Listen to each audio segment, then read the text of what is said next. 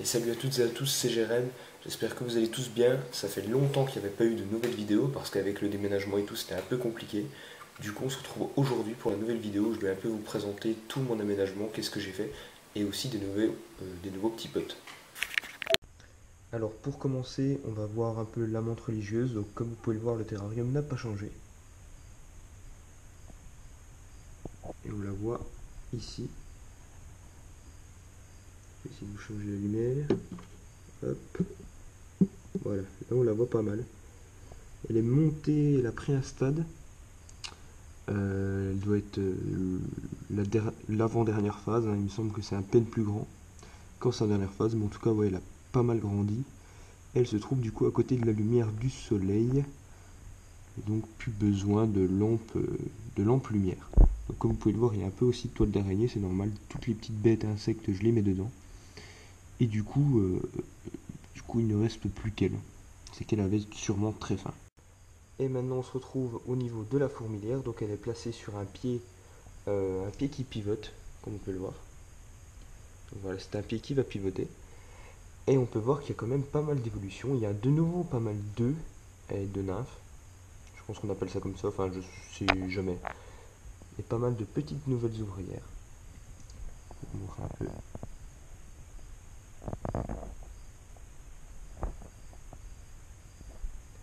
Donc voilà, il y a pas mal de petites évolutions.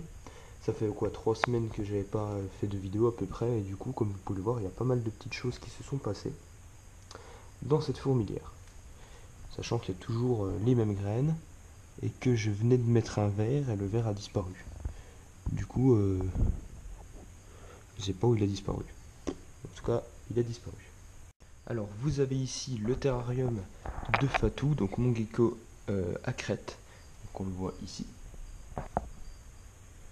Donc c'est un gecko qui a pas mal évolué depuis que je l'ai eu en juvénile, du coup maintenant il a pas mal grossi, et il est plus attractif, du coup en fait il sort vraiment très très souvent, et il se pose comme ça sur les vitres.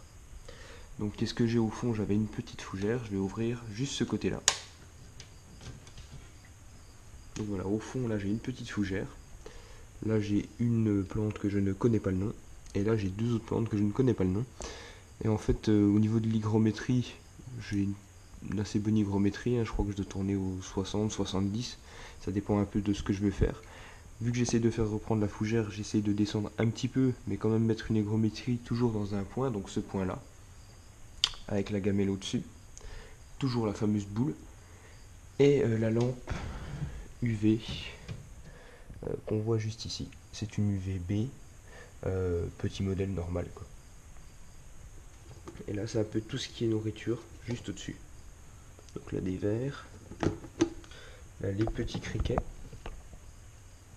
Et j'ai les gros criquets, mais je les ai enlevés parce qu'ils faisaient un petit peu de bruit. Alors là, on a le terrarium des Stenodactylus. Terrarium qui a un peu changé, hein. Les plantes, en fait, n'ont pas de tenue, à part celle-ci. Je sais pas si on peut en voir un. Je pense qu'ils ont dû se coucher. Donc là, c'est toujours en dur, hein. Je l'ai transporté comme ça, je les ai tous transportés dans la voiture. Donc je peux vous dire que c'était un peu laborieux, mais c'est bon. Enfin, ils sont tous arrivés en vie, du coup, c'est pas mal. Donc voilà, donc pour ce terrarium, toujours pour cette espèce du sable. De toute façon, ils vivent dans le sable, ceux-là. Et donc voilà, toujours bouché au-dessus, parce que les petits criquets, forcément, ils s'en vont. Et après, mettre, pareil, les petites galeries, donc il y en a pas mal. Hop, je vais la recreuser celle-là, il fait, hop là. Voilà, toutes les petites galeries. Donc là, ils sont encore en train de dormir, hein, parce qu'on est là, le début de l'après-midi. Mais quand je les verrai, j'essaierai de vous les montrer. Et voici du coup la nouvelle acquisition. C'est un nouveau terrarium. C'est un terrarium qui fait 60 par 45 de profondeur et par 90 de long. Donc comme vous pouvez le voir, je vais un peu vous montrer comme ça. Je vais l'ouvrir. De toute façon, hop. Hop. Hop. Donc qu'est-ce qu'il y a? Il y a une rampe avec 4 UV, UVA, UVB. Une ballast avec une lampe UVB et en même temps chaleur. Donc je chauffe à peu près une... Allez, ça dépend un peu de la température, mais on va dire que Dans les normes, je suis à peu près à une quarantaine de degrés à ce niveau-là, point chaud. Et point frais, je suis à peu près, ça dépend, 25-30 degrés. Qu'est-ce qu'il y a dans ce terrarium? Donc en fait, pourquoi j'ai eu ce terrarium et qu'est-ce qu'il y a dedans? En fait, l'ancien gecko léopard est resté chez moi, du coup, j'ai décidé d'en racheter. Alors comme vous allez me redire, oui mais le sable c'est pas bon. Certes, mais là je pouvais pas me permettre en fait de faire la déco tout en pierre alors que j'allais partir. Parce que je l'ai acheté juste avant de partir. Du coup voilà, pour le moment c'est sable. C'est nourri à la pince, du coup il y a beaucoup moins de problèmes. En plus il y a le calcium comme vous pouvez le voir ici. Les petits verres tout le temps à disposition. Donc là ils ont été grattés un peu mais il faudra que j'enlève le sable. Et la gamelle d'eau. En fait qu'est-ce qu'il y a dedans? Eh ben il y a tout simplement 4 geckos léopards. Un mâle, 3 femelles. Ce qui fait que j'ai maintenant 5 œufs en incubation. Donc possibilité d'avoir des petits, parce que là j'ai pas fait des conneries de retourner les œufs, hein. Les œufs sont encore tout bien droits. On a fait la petite croix dessus, on a fait la petite incubatrice maison comme on dit. Et je vais voir si je peux vous en montrer au moins un. Je crois que le plus impressionnant il est là. C'est Big, c'est le gros, et voilà le mâle. Donc comme on peut le voir c'est un bon gros mâle. Il est vraiment costaud. Je vais essayer de... Voilà. Je vais essayer de pas casser le verre. Bon, je l'ai réveillé, hein, c'est pas très sympa. Allez, viens. Donc je les ai encore pas depuis très longtemps. Donc je fais encore attention. Hop, allez. Hop là. Donc ouais, je fais attention hein, parce que bon, je les connais pas, donc j'ai pas envie de me faire pincer. Parce que ça arrive. Et je les laisse un peu tranquilles.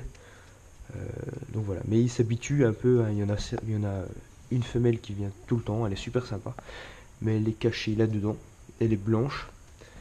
Il y a le mâle, il y a 2 sœurs, une plus grosse que l'autre plus fine, mais voilà, tous en bonne santé. Et en fin de compte, la personne qui avait ce terrarium avant, avec toute la déco et les geckos, les a tous vendus à un prix vraiment une modique somme.